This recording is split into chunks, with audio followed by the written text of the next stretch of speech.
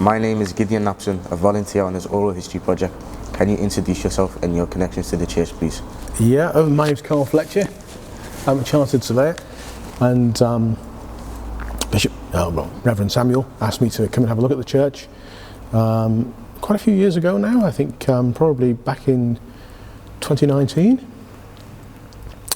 In 2021, I had a really serious look at the building and tried to establish what was the absolute minimum that needed to be done to it to keep it wind and weather tight and safe. I'm a chartered building surveyor, and I was asked by Reverend Samuel to come and have a look at the church with a lot of other professionals, and we came and had a look, and it was a pretty dim view really, but I think my view was that the only way that you could look at it was to actually get some identify the costs that were involved in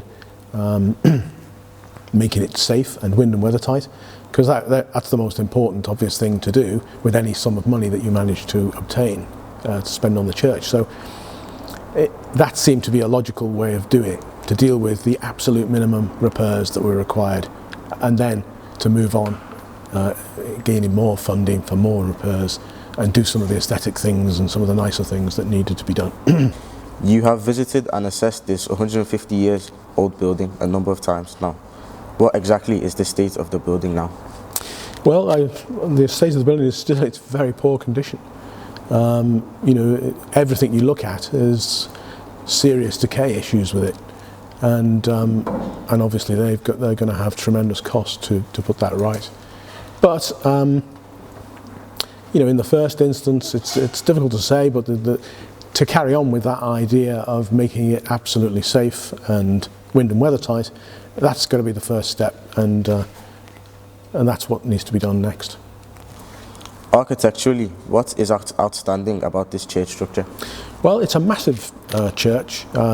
It's about 650 square metres, so it's 3 times the size of an average British church. It has a great ecclesiastic void about it. It's very similar to the striped archways, very similar to those in the Great Mosque in Cordoba in Spain, and also it has a very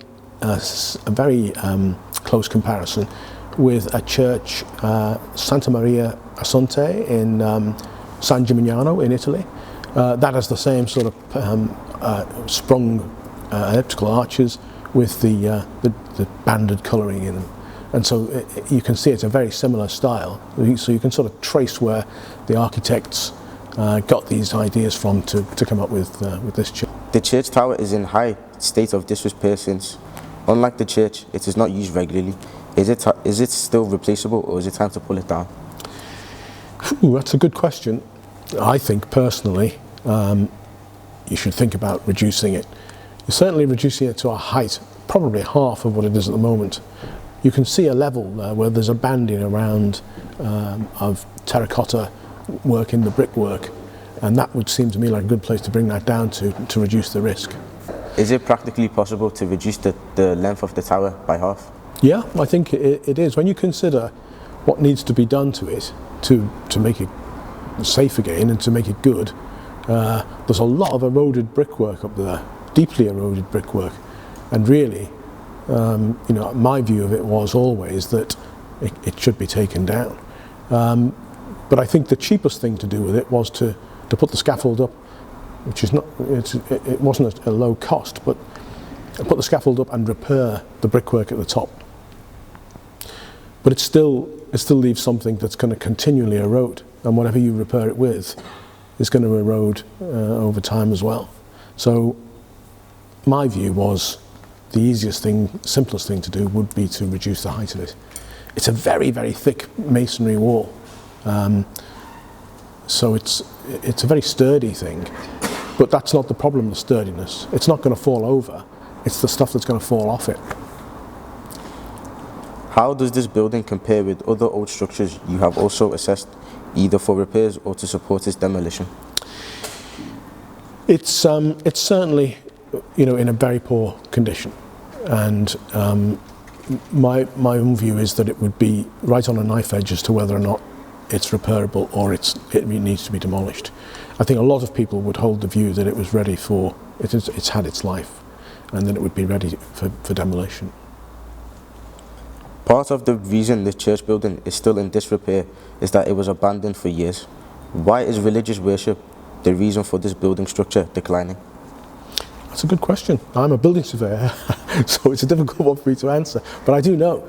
I see lots of churches becoming empty, not just here in Merseyside, all over the country. In fact, I looked at one this morning, only a couple of miles away from here, and it's not. It's a very nice little church in very much better condition than this one, and it's being converted into apartments. And I think we're going to see a lot of that in the future, because I think, I don't know, people seem to have turned away from religion. Do you personally go to church, and if you do, which church? No, I don't. I'm not a regular churchgoer anymore. I used to be. When I was a teenager, I used to go to Christ Church in Bootle, which still has a healthy congregation. I went and had a look a couple of years ago, and it seems to be a thriving little church. But I think it's I don't know whether it's rare or it isn't, but I think I see a lot of empty churches that are no longer being used as parish churches. This structure cost £10,000 to build in 1870. Approximately what will its value be today? A rebuild cost on a building like this, that would be quite an exercise to figure it out.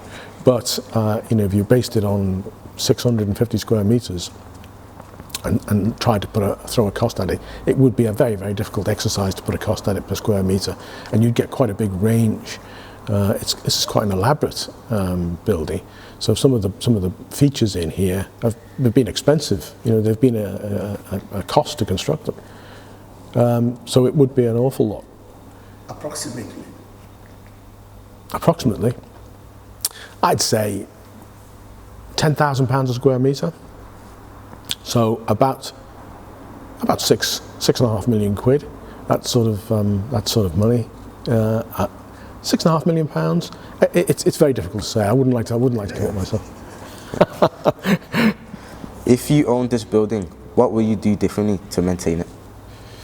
Well, I think what you do with it now, and what should have been done with it 50, 70 years ago, is that it should have been properly maintained. The roof, the rainwater goods, the gutters and downpipes, all these things, if you look after them, the building will last much, much better.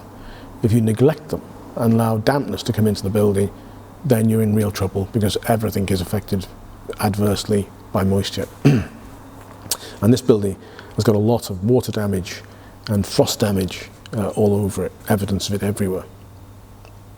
Lastly, do you have examples of other historical buildings you have assessed that have either been successfully restored or simply demolished? No, I've not worked on historic buildings to the extent of having total control over what happens to them. I've done lots of surveys and partial surveys on historic buildings, and generally what you're dealing with is a high quality product. So, but it costs money to maintain them and repair them.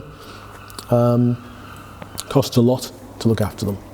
So there comes a point where you have to consider, is the condition of this building, does it warrant the total amount of repairs that are going to need to be spent on it, or should it be demolished? Is there anything else you want to add? I think it's a lovely building. There's no question about that. In its day, it's been a magnificent church. And, as I said earlier, it's served this community here for 100 years as a parish church. It's quite something to celebrate that. And they're the good things about Christ Church, Kensington.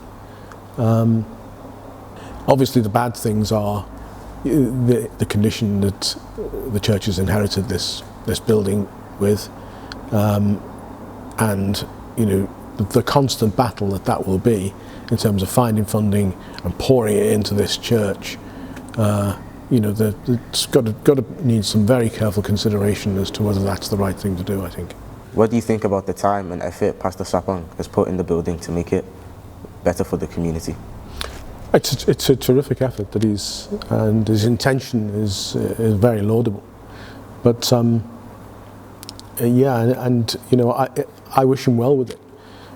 But it is an enormous task, and even, you know, with a great amount of input from the local community in terms of, you know, people helping, it's not the specialist skills that are needed to put this building right. That's the difficulty. Thank you for your time. You're welcome.